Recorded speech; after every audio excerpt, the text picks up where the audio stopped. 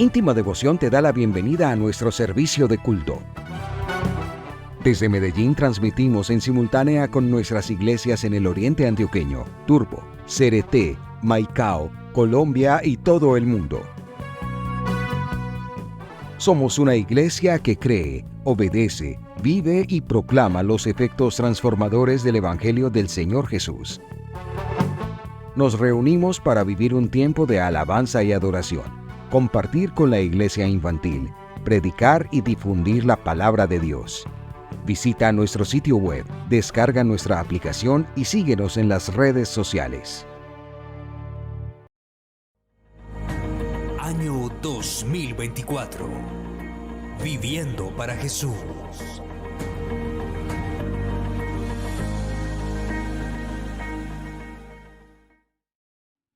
Dice la palabra del Señor: las obras de la naturaleza pecaminosa se conocen bien: inmoralidad sexual, impureza y libertinaje, idolatría y brujería, odio, discordia, celos, arrebatos de ira, rivalidades, disensiones, sectarismos. Versículo 21.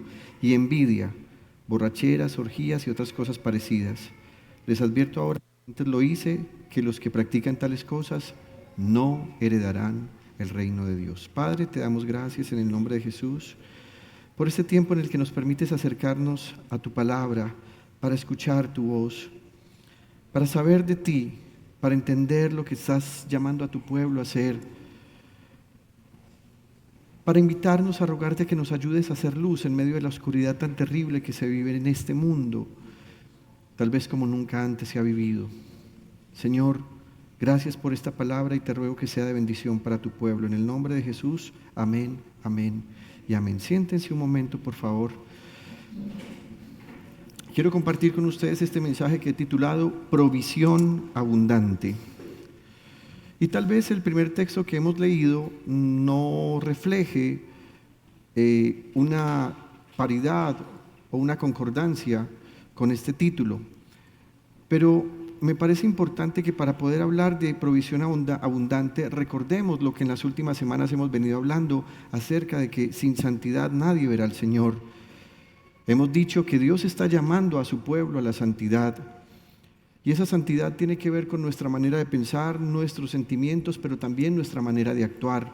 Tiene que haber coherencia en lo que pensamos, sentimos y hacemos. Y dijimos también que este es un mandamiento que los santos apóstoles, guiados por el Espíritu Santo, repitieron para la iglesia de hoy, basado en lo que Dios había dicho a su pueblo Israel en la antigüedad. En Hebreos capítulo 12, versículo 14, hay una expresión que no es una petición, no es un favor que se está pidiendo, es un mandamiento, y el mandamiento es: busquen la paz con todos y la santidad, sin la cual nadie verá al Señor. Así que nos hemos centrado en las últimas semanas en pensar en qué es santidad. No hemos llegado ni siquiera a la parte de qué quiso decir el escritor cuando dijo que sin esa santidad nadie verá al Señor. Porque para poder entender esa última parte necesitamos saber entonces qué es santidad. Y dijimos entonces que santidad es limpieza de pensamiento, pureza de corazón e integridad de conducta. En ocasiones la gente hace cosas y dice que lo que hizo, si salió mal, fue un accidente. Ay, qué pena, no lo había meditado. Pero la Biblia nos enseña que todo lo que hacemos es una cadena que empieza con el pensamiento. Primero pienso, después siento y después ese sentimiento lo llevo a la acción. Cuando un hijo le miente a sus padres, ese hijo no tuvo una mentira como una acción accidental. Es una mentira que primero sintió en su corazón, pero antes de sentirla en su corazón la pensó. ¿Y por qué la pensó? Porque la situación en la que está inmerso le hace tener miedo de exponerse ante sus padres y exponer las verdaderas causas. Pero así pasa con toda la vida. Primero pienso, después siento y después hago. La gente dice: es que uno de mis problemas es que soy muy impulsivo, es que en ocasiones no mido mis palabras. Lo que a esa persona le está faltando es poner de acuerdo a su corazón y a su mente. Porque si usted no dispone su mente, entonces su mente nunca va a tener hábitos diferentes. Dijimos hace algunas semanas que es insensato querer seguir haciendo lo mismo y obtener resultados diferentes. Por eso la palabra de Dios habla acerca de la purificación, de la transformación y del cambio de la manera de pensar. Si usted antes mentía obsesivamente porque siempre tenía miedo a ser acusado, a ser rechazado, entonces usted tiene que cambiar su mente y usted podría decir, ¿cómo abandono la mentira? Lo primero que usted tiene que hacer para abandonar la mentira es entenderse como hijo de Dios, amado por Dios. Y eso va a hacer que su sentido de valía, pertenencia y competencia sean elevados a la persona de Cristo y usted se empieza a parecer al Señor, pero entonces usted empieza a actuar diferente. ¿Por qué está actuando diferente? Porque usted renovó su manera de pensar. Y cuando usted renovó su manera de pensar, usted sintió eso. Muchos hombres han sido infieles a su esposa y les dicen después, mi amor, perdóname, no sé qué me pasó, es que esa mujer con ese perfume me obsesionó. No es cierto. Lo que ocurrió es que tú pensaste en la sensualidad que esa mujer te ofrecía o en el gusto que ella te producía y tú te lanzaste a conquistarla. Ese pensamiento te llevó a un sentimiento y ese sentimiento te llevó a una acción. Así que cuando lleguemos a la presencia de Dios seremos juzgados por esto. Porque nadie podrá alegar delante de Dios, Señor, yo no sabía. Inclusive hay gente que dirá, Dios, nunca nadie me habló del Evangelio, pero la Biblia dice que Dios puso su ley en nuestro corazón, en el corazón de todos los seres humanos. Todo el mundo sabe si algo es bueno o algo es malo. Eso está grabado en nuestra conciencia.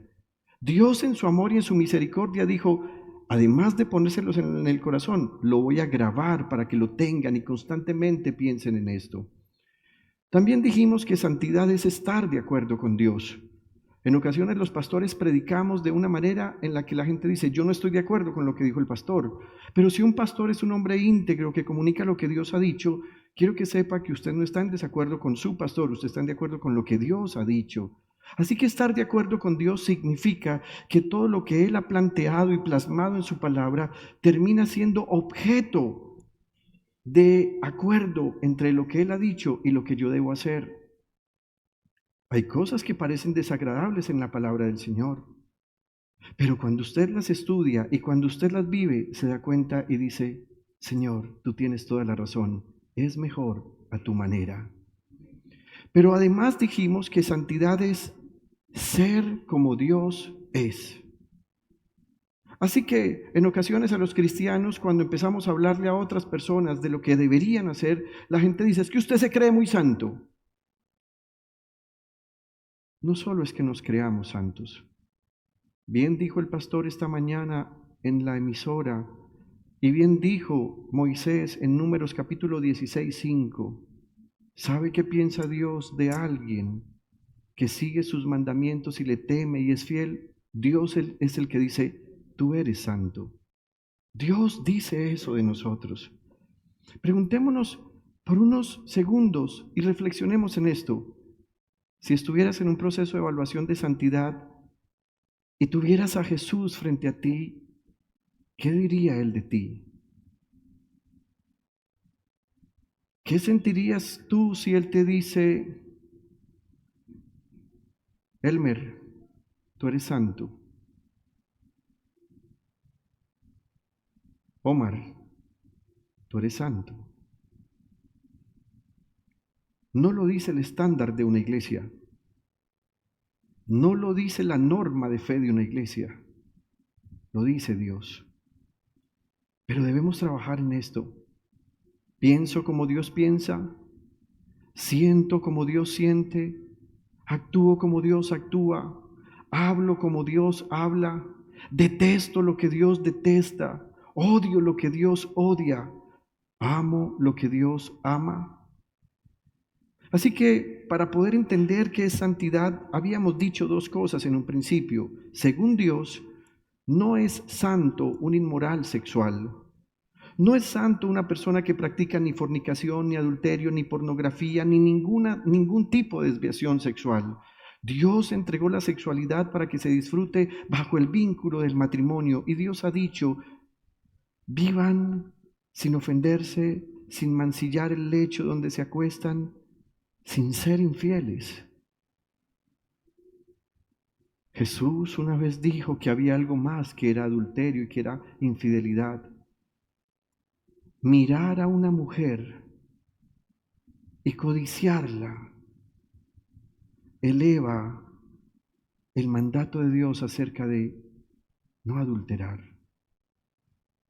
Muchas personas piensan que están haciendo las cosas bien porque nadie les ha descubierto.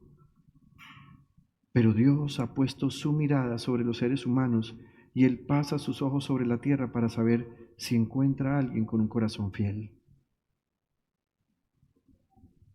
Cuando llegamos a ese estándar de Dios, entonces empezamos a pensar en qué es lo que hacemos en oculto. Hace algunas semanas atrás me decía una mujer: pastor, yo creo que mi esposo consume pornografía. Y le dije: ¿por qué? Porque es que él se encierra hasta 40 minutos en el baño. Y le dije: ¿cuál es el problema que se encierre 40 minutos? ¿Qué me pasó lo del comercial? Dijo ella. Él se va con el teléfono celular y dura 40 minutos, pero un día tenía unas ganas de afán y no le dio tiempo de coger el celular y yo lo escondí. Pastor, no se demoró ni 5 minutos. Le dije: bueno, tal vez estás juzgando un poco, te estás apresurando. Puede ser que como el tiempo a la gente se le va cuando ve redes sociales y otras cosas, pues él tenga un tiempo allí para reposar su mente viendo cosas. Yo personalmente creo que ese hombre no consume pornografía. Por el testimonio que da, creo que no lo hace. Sin embargo, me llamó la atención que tal vez todos necesitamos privacidad para hacer lo que a Dios no le agrada. Y he pensado mucho en esto. ¿Cuánto nos gusta estar en soledad, sin que alguien nos vea, sin que alguien nos demande con juicio ser ejemplo? La segunda cosa que dijimos acerca de que no es santidad y no es santo es que alguien que profesa la falsa religión no es santo. Dijimos que la falsa religión es idolatría. Y dijimos que idolatría es rendirle culto, ese culto que le pertenece a Dios, a una imagen, ídolo, concepto e incluso persona. Desde el pueblo cristiano evangélico siempre se cataloga al católico romano como idólatra porque adora a la Virgen, adora a Santo Tomás, Santo Tadeo, y es cierto, esa gente es idólatra por eso. Pero ¿y por qué no nos revisamos nosotros? ¿Acaso no hemos levantado ídolos diferentes nosotros? El apóstol Pablo, por ejemplo, en la primera carta a los Corintios capítulo 10, versículo 19 dice: ¿qué quiero decir con esta comparación? ¿Que el sacrificio que los gentiles ofrecen a los ídolos sea algo o que el ídolo mismo sea algo? No, sino que cuando ellos ofrecen sacrificios lo hacen para los demonios, no para Dios, y no quiero que ustedes entren en comunión con los demonios. Así que tuvimos que evaluar esto. ¿Cuáles son los ídolos que nosotros tenemos y que tal vez ya no son estatuillas ni escapularios? Y encontramos algunos. Y he mencionado repetidamente esto en las últimas semanas: el ego, querer ser el primero. Querer ser el primero es un pecado y es un ídolo, porque nos genera envidia y nos genera también orgullo. Si vemos que otra persona prospera como yo no he alcanzado a prosperar, entonces nosotros creemos que esa persona no lo merece y nosotros sí. Y como bien dijo el pastor en su sabiduría hace algunos días, ¿saben qué es envidia? Envidia es querer lo que yo tengo, pero también querer lo que el otro tiene. Y hasta ahí alguien podría decir: ¿qué hay de malo en eso? En que la envidia no para ahí. Es querer lo que el otro tiene, pero desear que el otro esté mal. Eso es envidia. También dijimos que tenemos como ídolo el destino, pensar demasiado en el futuro y creer que en nuestras manos está el desarrollar un futuro que sea cómodo, placentero o por lo menos económicamente estable. En esto puede haber un poco de sabiduría, pero se convierte en un ídolo cuando solo pienso en esto. ¿Cuántas personas en Colombia están sufriendo por el tema de la reforma pensional? Y ellos no están pensando en el tema de la reforma pensional por lo que signifique una ley o por lo que signifique otra cosa, simplemente porque están pensando en ¿y qué va a ser de mí cuando me tenga que pensionar o jubilar?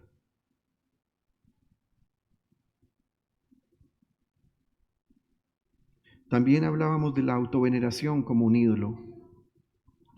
Creer que somos el máximo en nuestro entorno. Esposos que son displicentes con sus esposas porque ellos se consideran más que ellos, reclaman el amor de ellos. Hace algunos años atrás la pastora tuvo que atender un caso en el cual un hombre le exigía a su esposa que cuando le sirviera el almuerzo para él, solo para él, no podían ser menos de 2 libras de carne.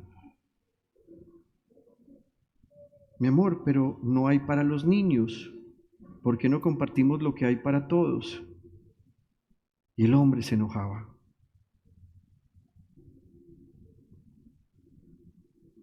Ídolos como las relaciones, gente que ama más a su esposo o a su esposa que a Dios, gente que ama más a sus padres o a sus hijos que a Dios. En nuestra vida el primero es el Señor. Y aunque decimos amén, esto nos cuesta entenderlo. Piense en las decisiones que usted toma, no por convicción personal, ni por convicción espiritual, sino por agradar a la gente que está en su entorno. Yo voy a hacer esto porque no se enoje. Estás cometiendo idolatría. Ídolos como la fortuna, querer tener riqueza sin tenerla y sin producirla. Baloto, chance, lotería, una esclavitud para tener esto. ¿Qué tal las personas que gastan en las maquinitas, juegos de azar? Y la gente es graciosa. Estábamos el pastor y yo un día en una entidad financiera y la gerente que nos iba a atender del banco nos dice: estoy tan preocupada, es que la persona que se acabó de ir se gastó 75 millones de un crédito que le hicimos. Y nos dice, se lo gastó en maquinitas en un casino. ¿Recuerdas eso? 75 millones de pesos. ¿Por qué jugó todo ese dinero? Porque lo que tenía no le era suficiente, quería tener más. Y este ídolo engaña a la gente. Por ejemplo, con el tema de las maquinitas, de la lotería, del chance. La gente va y mete, y mete, y mete. Metió 10,000, se ganó 2,000 y salió feliz, dizque porque le ganó la maquinita y no se dio cuenta que perdió 8,000. Ídolos como la riqueza. Poner en alto nivel lo que tenemos o lo que hemos conseguido. Cuidar las cosas como si fueran un bebé, pero a ese bebé idolatrarlo como si fuera un Dios. Ídolos como la salud. Y no es que sea malo cuidar la salud, no faltaba más. Sería muy necio que yo pensara en que cuidar la salud no es correcto. Pero hablo al exceso de cuidado cuando la gente quiere encontrar el elixir de la eterna juventud. Moldear las medidas porque están inconformes con su cuerpo. Mujeres con senos abundantes cuando Dios consideró que debían ser senos proporcionales. Narices a disgusto. Nadie está conforme con su nariz. Nadie está conforme con sus canas. Nadie está conforme con la arruga. Termina siendo la salud y el cuerpo un ídolo. También hablé de la bucólica o comida. Comemos, pero no disfrutamos lo que comemos. El Salmo 103 dice, el Señor es el que sacia de bien tu boca. Pero nosotros empezamos a quejarnos por el número de gramos, el número de calorías, y entonces empezamos a pensar en qué debería comer. Y alguien dijo sabiamente, qué raro. Las vacas comen solo hierba y son muy gordas. Y entonces algunas veces los seres humanos queremos comer solamente hierbas y nos inflamos porque hemos hecho de esto un ídolo. También hablé del ídolo del conocimiento, querer saber, querer encontrar información permanentemente, pero no crecer en lo que conocemos. Y finalmente hablé del ídolo del confort o de la comodidad. Y al llegar a este punto debo decir, tenemos ídolos porque buscamos tener bienestar. Si usted observa todas estas cosas, que son ídolos modernos, los hemos levantado porque buscamos tener calidad de vida o bienestar. Y resulta que los demonios ofrecen este bienestar, pero la Biblia dice que el bienestar verdadero viene solo de Dios. Usted no encontrará bienestar permanente ni perfecto en nada de esto. Si usted observa a una persona que practica la falsa religión por medio de la idolatría, usted observará que esa persona siempre busca a su ídolo cuando lo necesita, cuando necesita ayuda. y además le hace promesas para sentir que está cumpliendo su parte del trato.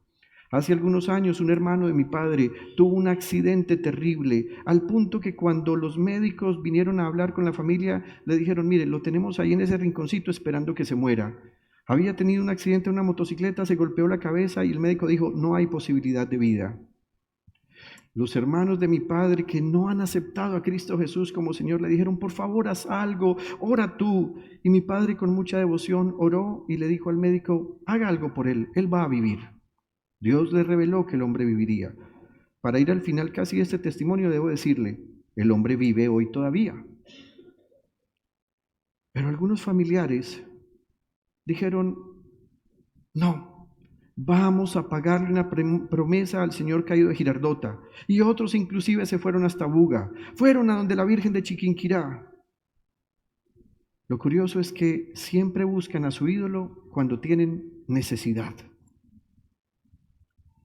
Lo peor de eso fue que afirmaron que esos ídolos levantaron a ese hombre de la cama para que viviera hasta hoy y se les olvidó reconocer que ante la primera necesidad hubo una primera oración al único Dios verdadero.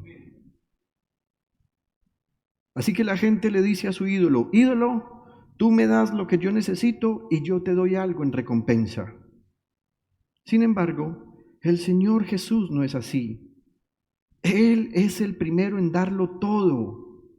Jesús nos da todo, inclusive su vida, su muerte y su resurrección. Y luego nos invita a adorarle por amor y por convicción a su realeza y a su realidad. Qué curioso esto. A la gente siempre le gusta pagar precios, pero no se acostumbra a recibir gratuitamente. Lo de Dios es gratuito y trae recompensas, y la gente sigue insistiendo en querer pagar el precio por aquello que Dios ya ha dado, pero van y se lo pagan a ídolos que son nada.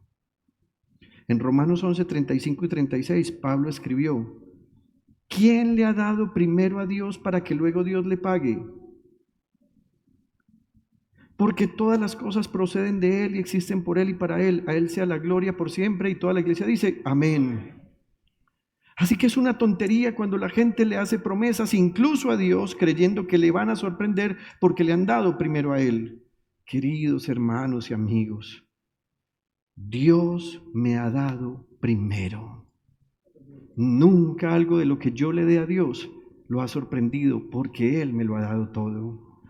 Y es que yo le entregué mi vida al Señor. No se te olvide que primero Él te dio la vida e inclusive Él dio primero su vida por ti. Dado lo anterior, quiero decirles algunas cosas que me pareció importante expresar acerca de por qué es importante abandonar la idolatría y la falsa religión. Y aquí, al llegar a este punto, usted entenderá el porqué de este título de provisión abundante. ¿Saben por qué es importante abandonar la idolatría, donde mencioné todos esos falsos dioses o ídolos y otros más que tenemos, y convertirnos solo a Jesús? Primero, porque podemos encontrar la paz con Dios. En Isaías capítulo 30, versículo 15, dice la Escritura, porque así dice el Señor omnipotente, el Santo de Israel, en el arrepentimiento y la calma está su salvación, en la serenidad y la confianza está su fuerza, pero ustedes no lo quieren reconocer. Lean por favor atentamente las palabras de Dios y permitan que Él le hable esta noche a usted en su ser interior. Lee bien, escucha bien, porque así dice el Señor omnipotente, el Santo de Israel, en el arrepentimiento y la calma está su salvación. En la serenidad y la confianza está su fuerza, pero ustedes no lo quieren reconocer. La humanidad todo el tiempo ha estado desesperada tratando de encontrar paz, calma, seguridad, serenidad, satisfacción. Y todo esto lo podríamos traducir como alegría. Si usted lee este texto juiciosamente, se dará cuenta que al final lo que procede de parte de Dios, cuando alguien se arrepiente y se calma, serena su espíritu, cuando alguien pone su fuerza en el Señor, es alegría. ¿Qué es la paz? La paz es la alegría que proviene de Dios por estar en una relación sin sobresaltos con Él, por no tener deudas pendientes con Él. Eso es la paz. La alegría es la acción permanente del gozo, del disfrute, y es la muestra más clara de haber alcanzado la tranquilidad permanente. Cuando me casé, hace 5 años casi, empecé a experimentar una cierta dificultad para encontrar tranquilidad. Yo tenía un tremendo gozo para estar con mi esposa. Todas las competencias que tenía que desarrollar alrededor de la iglesia hacía que tuviera que compartir mucho tiempo con la iglesia. Además, soy un hombre de familia y me encanta estar con mis padres y con mis suegros. Pero un día me di cuenta que cuando lograba estar en comunión con todos, sentía una tremenda paz.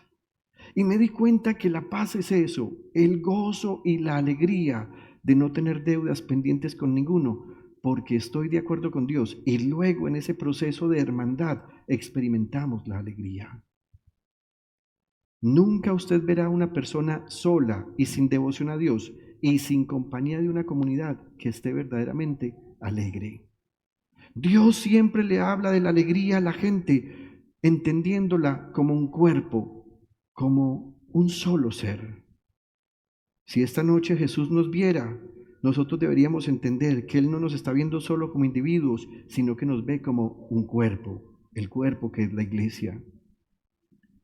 Ahora bien, quise decir con esto que no tenía alegría cuando estaba a solas con mi esposa. No dije eso. Lo que estoy tratando de decir es que tenemos diferentes formas de alegría y esa alegría la puedo experimentar cuando estoy a solas con ella, cuando estoy a solas con mi hijo, con mi hija, cuando estoy a solas con mis padres, cuando estoy en este momento de poder compartir con ustedes la palabra de Dios. Pero hay una alegría a la que Jesús denomina alegría completa. Esa alegría cuando estoy solo con ella es una buena alegría, pero no es completa. Esa alegría que siento cuando estoy solo con mi hija es una buena alegría, pero no es completa. La alegría que siento con mis padres y suegros es una alegría buena, pero no está completa. La alegría que siento con ustedes cuando estoy predicando es una buena alegría, pero no es completa. Sin embargo, Jesús sí habla de una alegría completa. En Juan capítulo 15, versículos 9 al 12, Él dijo: así como el Padre me ha amado a mí, también yo los he amado a ustedes. Permanezcan en mi amor. Si obedecen mis mandamientos, permanecerán en mi amor, así como yo he obedecido los mandamientos de mi Padre y permanezco en su amor. Y miren esto, les he dicho esto para que tengan mi alegría, y así su alegría sea completa. Y este es mi mandamiento, que se amen los unos a los otros como yo los he amado. Piense en un ejemplo sencillo. ¿Qué le parece a usted la fiesta de Navidad y de fin de año? Usted es un vínculo familiar con su esposa y con sus hijos, pero usted tiene padres y usted tiene suegros. Y ese día la mayoría de personas y familias se descomponen porque cada uno quiere ir al lugar de origen y el tiempo no alcanza y algunas veces no se puede. Pero mire lo diferente que se siente cuando todos podemos estar juntos. Mi familia, su familia, nuestra familia. Es una pequeña muestra de la alegría. ¿Y sabe dónde radica esta alegría? Si ustedes observan, el Señor Jesús dice que esta alegría procede cuando obedecemos sus mandamientos. Pero para obedecer estos mandamientos, observe que el Señor Jesús no los pone como una imposición, sino como un acto de amor. Tú que eres padre de familia sabes cuánto duele que tus hijos te obedezcan sin amar ese mandamiento. Y cuánto gozo sientes cuando ellos te obedecen por amor. La paz de Dios no es un contrato, aunque es legal. La paz de Dios no es un producto, aunque se puede disfrutar. La paz de Dios no es una recompensa porque somos inmerecedores, pero la paz de Dios que trae alegría es la prueba de su amor, que incluye el perdón, pero no solo su perdón, también su gracia y su favor, su interés permanente en mí y su presencia. Y al llegar a este punto, quisiera que usted reflexionara en esto. Dios me ama.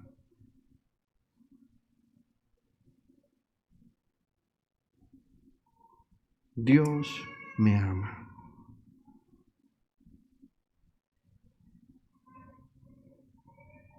En Romanos capítulo 5, versículo 1 y 2, Pablo dice, Dios nos ha aceptado porque confiamos en Él. Esto lo hizo posible nuestro Señor Jesucristo, por eso ahora vivimos en paz con Dios. Y miren la alegría otra vez, nos alegra saber que por confiar en Jesucristo, ahora podemos disfrutar del amor de Dios y que un día compartiremos con Él toda su grandeza. No peque, querida iglesia. No adore a un Dios falso como un ídolo de esos que levantamos en nuestro corazón. Vale la pena disfrutar esta paz de Dios que está basada en este principio. Dios me ama.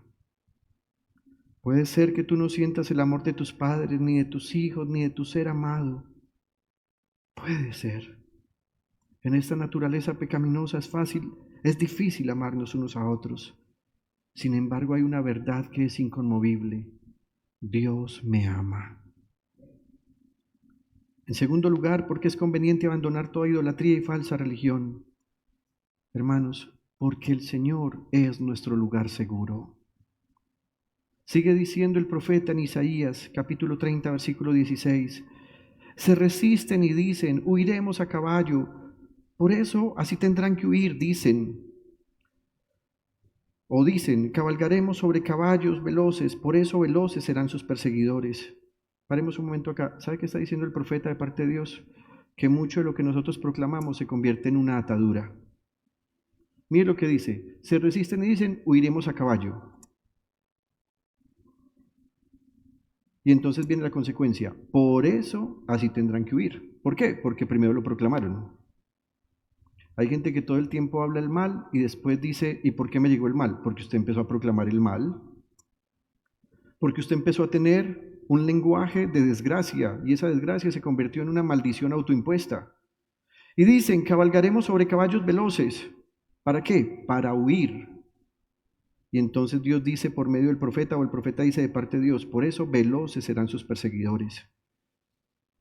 Y la Biblia dice que esta gente quería huir de la presencia de la ciudad donde vivía el gran rey, que es Jerusalén, y querían huir porque se sentían inseguros ahí para llegar a un lugar donde se sintieran seguros.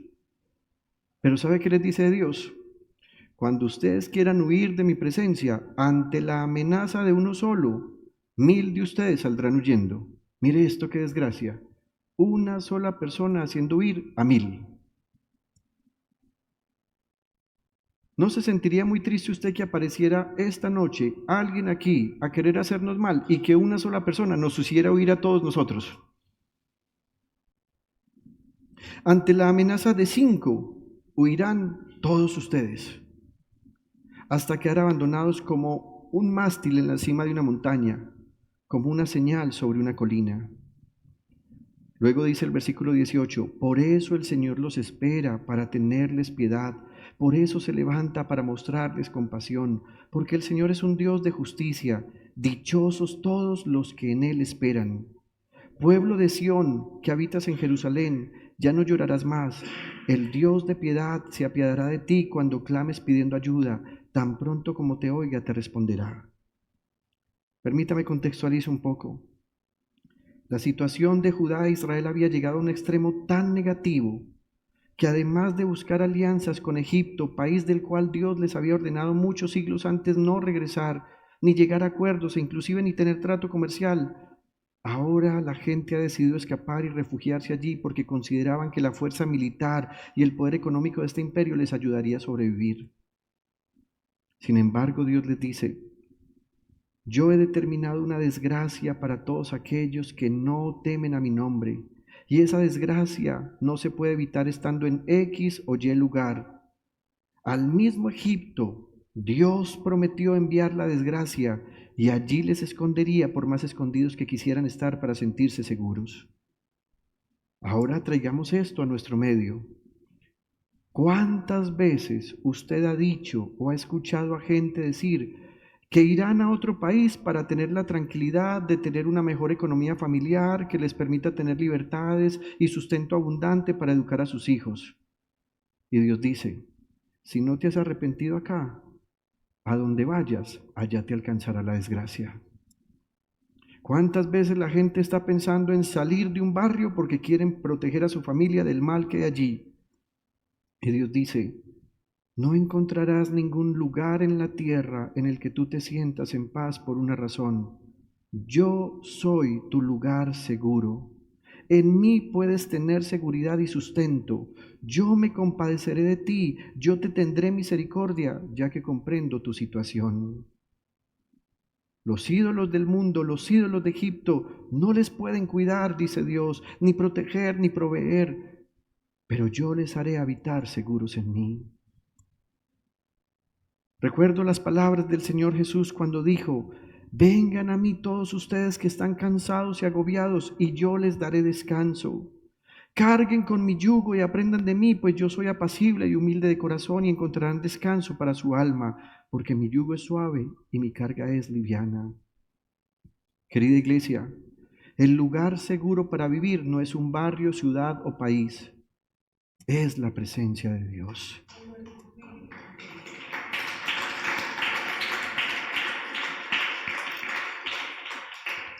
¿Por qué es conveniente abandonar toda idolatría y falsa religión? 3. Porque con Dios todos los días están llenos de bendición.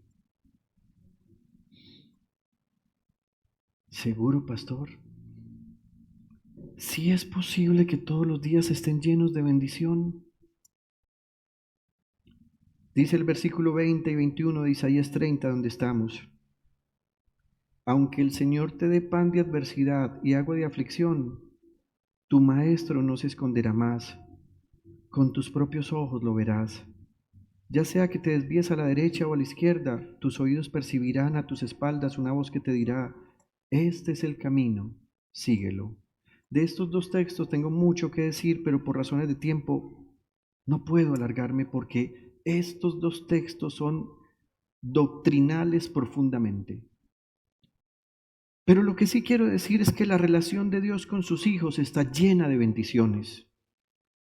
Dios es bueno, Dios hace lo bueno, y Dios cuando hace lo bueno, eso bueno es solamente bueno, siempre y continuamente. Usted dirá, pastor, Dios me ha abandonado porque estoy viviendo días de adversidad o de escasez, de enfermedad o incluso de muerte, porque alguien murió cercano a mí, de inestabilidad y de insolvencia. Puede ser que usted tenga razones para pensar así, pero querido amigo, querida amiga, querida iglesia, podemos estar seguros de que los días de adversidad, tanto como los días de prosperidad, están llenos de bendición.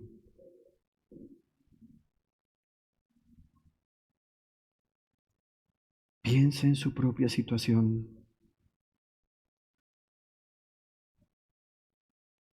¿Qué le acompaña a usted en los últimos días? ¿Tristeza? ¿Aflicción? ¿Escasez? ¿Pérdidas? Algunas veces la gente dice, no, estoy viviendo los peores días de mi vida. No, iglesia. Aunque sean días de aflicción y de adversidad, son días que están llenos de bendición. ¿Por qué? Porque el concepto de Dios es diferente. Él dice que sí podría llegar a comer pan de adversidad y agua de aflicción. ¿Se puede imaginar esta dieta usted? ¿Qué pensaría si en las próximas semanas a usted le tocara comer solo pan y tomar agua? Una vez Dios le dijo al profeta Ezequiel: Ezequiel, durante un largo periodo de tiempo, tu dieta será solo pan y agua. Y Dios le dijo: y cuando cocines el pan vas a coger excremento humano y lo vas a cocinar ahí. Y el profeta le dijo: uy, Señor, venga, yo me como el pan, me como el agua durante todo el tiempo, pero excremento humano no, Señor, por favor, se lo pido. Y Dios le dijo: bueno, está bien, entonces va a ser excremento de animal, de vaca. 300 y pico de días en un primer momento, y después 40 días más en los que Dios le dijo: usted va a comer solo pan y agua. Esos días fueron días de bendición para el profeta. Por medio de ese pan y de esa agua, Dios se glorificó. El problema es que el concepto de la falsa religión es hacerte creer que tu ídolo te otorgará siempre el bien, aunque bien sabes que nunca podrá darte nada bueno. Repito, el concepto de Dios es diferente.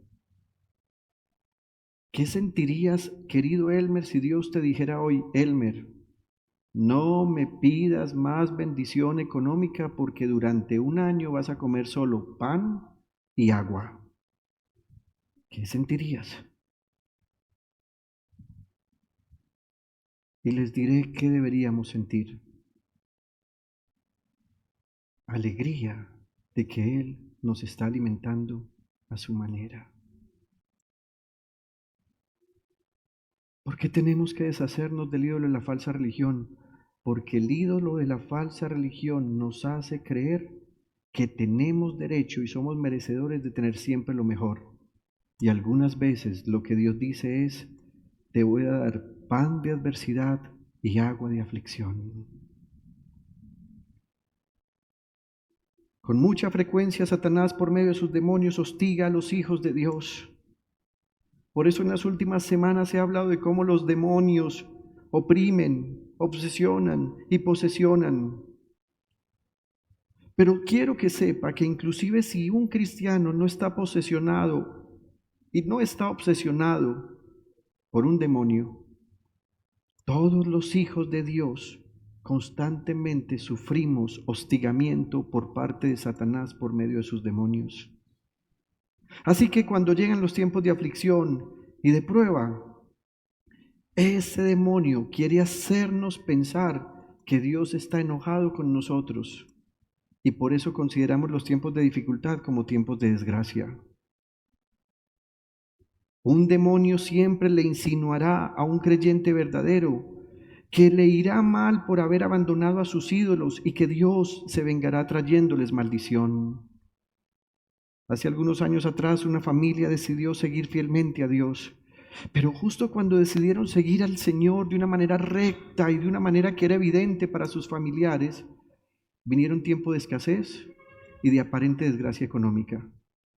¿Y saben qué empezó a decirle la familia de estas personas, familia que no son creyentes, a estos nuevos creyentes?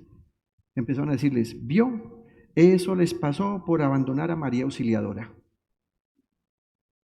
No es así. No es verdad. Una de las cosas que el pastor predicó este año es que nosotros debemos orar como un sacrificio por los nuevos creyentes. ¿Y saben por qué? Porque cuando un nuevo creyente llega a la iglesia, él se va a enfrentar a la opresión de familiares y amigos que les dirán constantemente de parte del Satanás y de los demonios que a ellos les está yendo mal por haber abandonado la falsa religión. Y no es cierto. ¿Por qué? Porque el Espíritu Santo dice que inclusive en los momentos de aflicción, prueba y dolor, lo que está sucediendo es que los hijos de Dios pueden declarar como bendita la adversidad. En Romanos 8:28 dice: ahora bien, sabemos que Dios dispone todas las cosas para el bien de quienes lo aman, los que han sido llamados de acuerdo con su propósito. Pastor, lo que usted está diciendo es que algunas veces cuando en mi casa hay escasez en la nevera y en la alacena, y cuando estoy sufriendo porque no sé cómo conseguir cosas, ¿En realidad Dios ha preparado eso para mi bien? Y la respuesta es sí, porque aunque no tengas cosas, el Dios verdadero está contigo. Hay una última cosa en relación a por qué es conveniente abandonar toda idolatría y falsa religión. Y antes de decirla, debe saber usted que esta cuarta cosa no llegará si usted no ha pasado el proceso por las tres primeras cosas que mencioné. La cuarta cosa es que cuando usted abandona la idolatría y la falsa religión, Dios promete abundancia.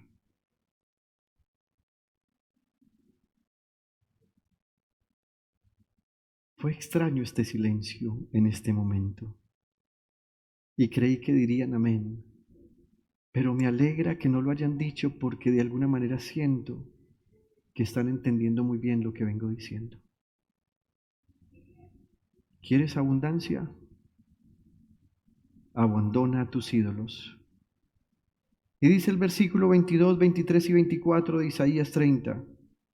Entonces profanarás tus ídolos enchapados en plata y tus imágenes revestidas de oro. Los arrojarás como cosa impura y les dirás, ¡fuera de aquí! Cuando hagas eso, el Señor te enviará lluvia para la semilla que siembres en la tierra, y el alimento que produzca la tierra será suculento y abundante. En aquel día tu ganado pasará en extensas praderas. Los bueyes y los burros que trabajan la tierra comerán el mejor forraje, aventado con bieldo y horquilla. En ocasiones la gente le dice al Señor, Señor, quítame este ídolo. Señor, me enamoré de una persona que no me conviene y le di tu lugar y lo amo como si fueras tú y ahora sé que es un ídolo. Pero van y le dicen al Señor, quítalo de mí, Señor. Dios no lo quitará. Tú lo levantaste, tú tienes que profanarlo. Hay una historia extrabíblica. Hace parte de la tradición oral del pueblo de Israel. Y cuenta la historia de un hombre llamado Terach, que era el padre de Abraham. Y entonces esa historia extrabíblica dice que Terach vendía ídolos, los construía y los vendía.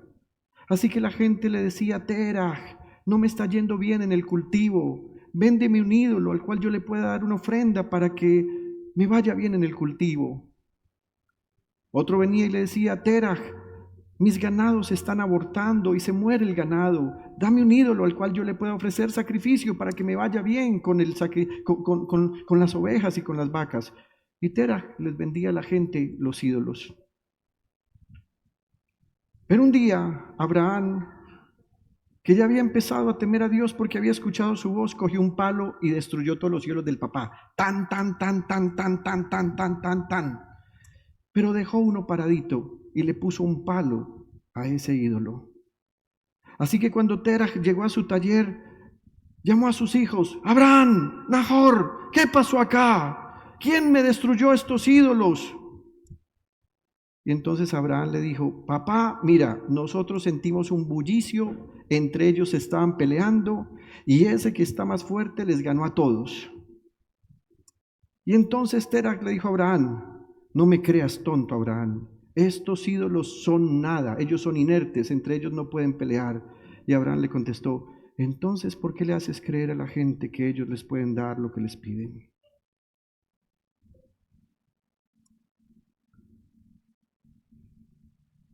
Recuerdo con mucho gozo como una familia un día que tenía una estatua grandísima de la Virgen en su casa, nos llamó y nos dijo, pastores, nos queremos deshacer de esto, ¿será que lo regalamos a una familia? Y el pastor firmemente les dijo, ni se les ocurra. Dios dijo que cuando vayas a profanar un ídolo, tú lo vas a coger y lo vas a destruir, porque tú no vas a llevar la maldición que está sobre ti a otra persona. Sería como regalarle una maldición.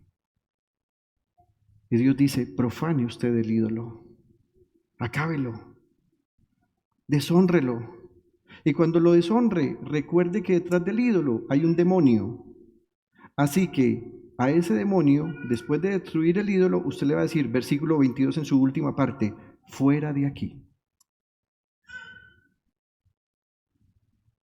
Piense en qué ha levantado usted como un ídolo.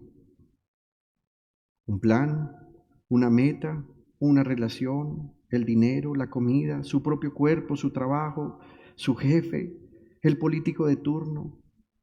Tal vez tu ídolo son tus propios complejos o los malos hábitos o heridas emocionales o el placer.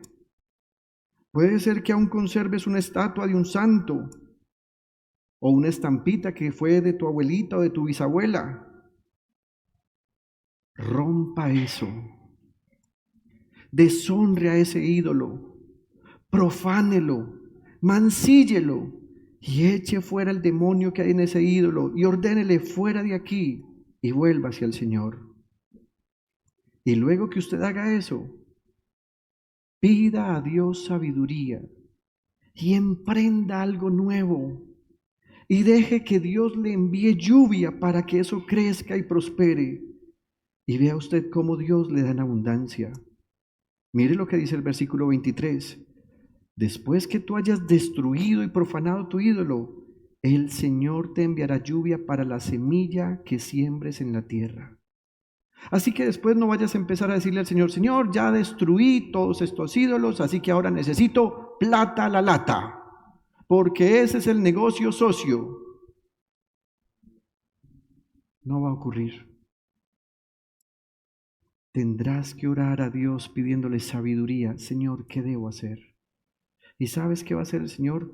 Va a enviarte sabiduría como lluvia para que emprendas cosas. Pastor, estamos en una situación en el país en el que nadie quiere invertir, situación en la que nadie se arriesga a invertir, nadie se arriesga a hacer algo nuevo. Nosotros no vivimos en este país conforme a los designios de este país, nosotros vivimos conforme a los designios del cielo. Y si Dios va a enviar lluvia para que mis cosas prosperen, lo único que yo tengo que hacer es sembrar la semilla. Pastor, ¿y qué hago mientras crece la semilla? ¿Qué hago mientras la tierra me produce esa semilla? ¿Qué hago mientras el negocio lo conocen? ¿Qué hago mientras estos buñuelos que se venden solos se vuelven famosos para que la gente compre?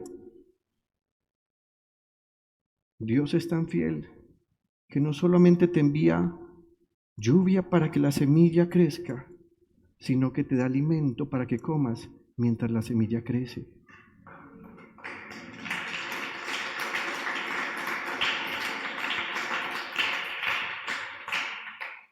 Y cuando crezca y se convierta en alimento, recuerda esto.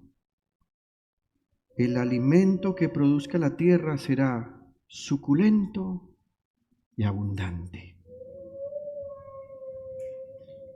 Querida iglesia, deshágase de cualquier ídolo y viva usted en provisión abundante. Íntimo Devoción te agradece por acompañarnos en nuestro servicio de culto.